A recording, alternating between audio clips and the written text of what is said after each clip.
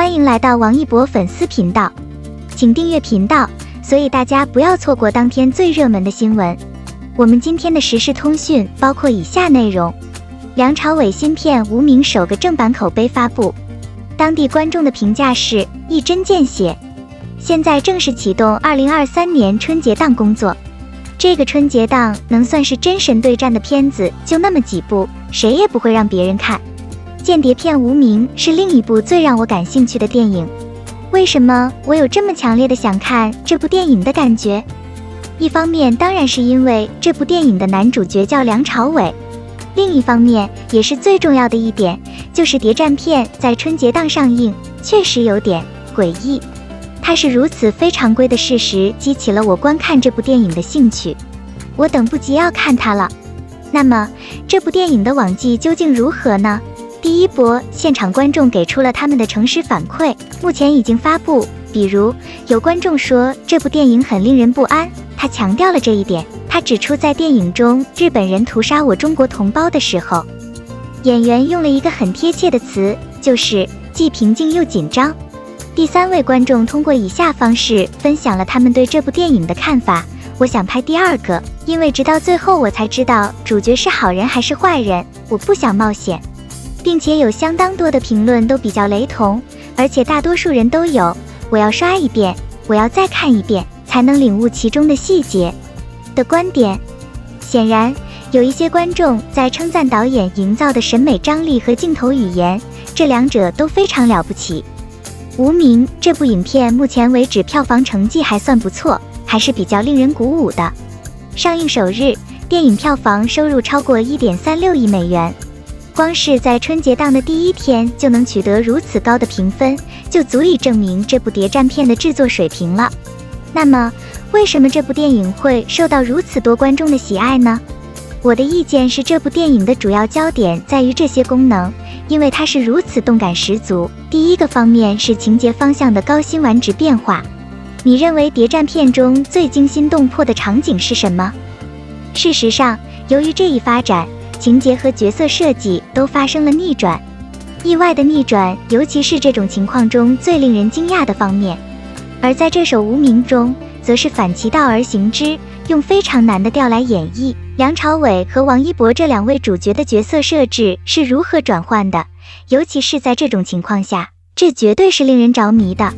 请允许我讨论导演。梁朝伟饰演他这个人一上台，我就明显感觉到他是为地下工作的情报人员，我觉得他是我们中的一员。具体来说，他向黄磊饰演的机要军官提出了这样一个问题：你为什么选择退出黑暗转向光明？由于这句话，他的真实身份经常被误解。然而转折点后来才显露出来。具体来说，当他填完信息拿到武器后，镜头突然切换到他一个人去餐厅吃饭的画面。当镜头放在那里时，他的袖口上实际上有一滴血，镜头显示在他的袖口上，而正是这一滴血让人失去了所有的时间感和空间感。上面的血是意外造成的，还是他故意杀了黄磊饰演的机要军官？实际上这里有很多联系，显然这没什么好担心的。梁朝伟中最令人兴奋的一幕是，就在日本人快要放弃的时候，日本特工组织的负责人邀请他们参加晚宴。一开始一行4人交谈得很愉快，就连一名日军高层也表示希望以后有机会以特使的身份再次与他们交谈。突然间，梁朝伟扮演的角色何导说了一句非常了不起的话。具体来说，他建议日本人最好不要来，因为不管他们的身份证明，他们是战犯。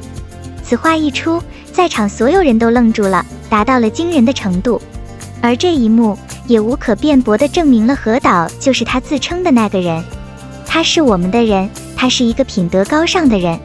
至于他为什么会在这个时候自爆，其实我在看这句话的时候其实是没有理解的。对于王一博对叶先生这个角色的刻画，我对他的第一印象是他是一个有道德的人。电影中间发生的一些时刻加强了这一点。他的未婚妻是领导伏击日军的地下党，所以他先中了一枪。他注意到了，但什么也没说。由于最近这些指控特别普遍，他甚至试图说服未婚妻谨慎行事。又一瞬间，他悲痛欲绝，在女友发誓要诅咒他加速死亡后，他把怒火发泄在日本兵身上，以宣泄压抑的怒火。可以说，种种迹象表明他是个好人，而且还是地下党的同伙。另一方面，反其道而行之，叶先生从事这样的行为，也就是叶先生在和局长暴露真实身份并指责日本特务头子是战犯后，接到了逮捕和局长的命令。何主任也提出了指控。在这个特殊的时刻，王一博和梁朝伟实际上是在进行一场你死我活的战斗，事实上，他们最终会自相残杀。看到这一刻的人都不得不承认，王一博这个角色一定是个反派，一定是日本人的走狗。这是看完这一幕就可以得出的不争的结论。尤其是后来叶老爷子回去的时候，不仅把何主任带了回来，还说是他刺杀了何主任的妻子。这件事毫无疑问地证明了王一博扮演了反派角色。日军投降后，何所长出狱，正好遇到押解叶总一行入狱的士兵，这显然是人们记忆中的又一幕，而且发生在日军投降之后。当叶先生遇到刚出狱的何局长时，他还在囚车里。会议期间，叶先生故意向何主任提出挑衅，所长当场也气愤不已，欲上车殴打叶先生。可以说，这一幕完全验证了叶先生的反派构想，完全挡不住。谁能想到，这部电影在后半段的放映时间里，走向会是这样一个完整的180度大转弯？那是叶先生采取的行动。原来是某种办公室，何总监设下了圈套，想把叶总抬上总监的位置。最后，他们希望完成的是赢得日本人的信任，并收集更多信息。可以说，何导把自己当成牺牲品，就是为了把叶老爷子送上高位。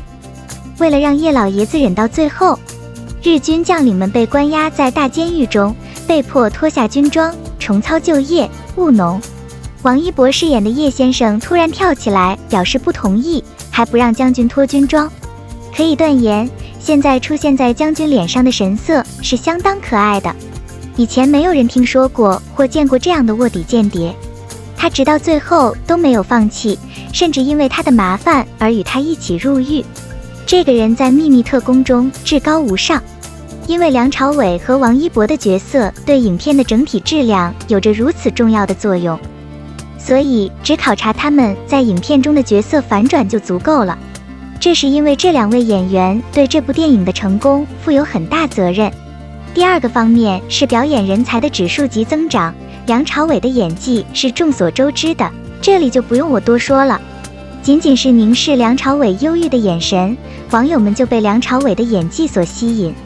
这一次，我想主要集中讨论几个意想不到的演员。第一个让大家措手不及的演员就是王一博了。也许以前我对 W 也有同样的误解。感谢您观看视频，请订阅我们的频道以支持我。